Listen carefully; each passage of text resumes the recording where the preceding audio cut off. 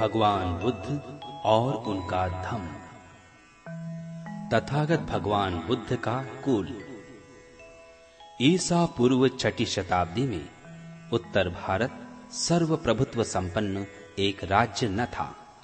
देश अनेक छोटे बड़े राज्यों में बटा हुआ था। इनमें से किसी किसी राज्य पर एक राजा का अधिकार था, किसी किसी पर किसी एक राजा का अधिकार न था। जो राज्य किसी एक राजा के अधीन थे, उनकी संख्या 16 थी।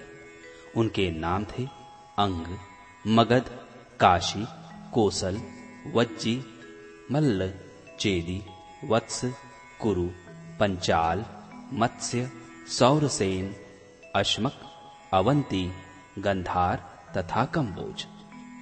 जिन राज्यों में किसी एक राजा का आधिपत्य न था, वे थे कपिलवस्तु के शाक्य, पावा तथा कुशीनारा के मल्ल, वैशाली के लिच्छवी, मिथिला के विदेह, रामगाम के कोलीय, अल्लकप्प के बलि, केसपुत्त के कालाम, कलिंग, पिपलवन के मौर्य तथा भग्ग यानी भर्ग, जिनकी राजधानी सिंसुमागिरी थी।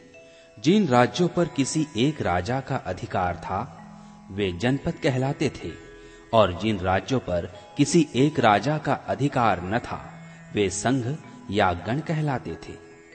कपिलवस्तु के शाक्यों की शासन पद्धति के बारे में हमें विशेष जानकारी नहीं है।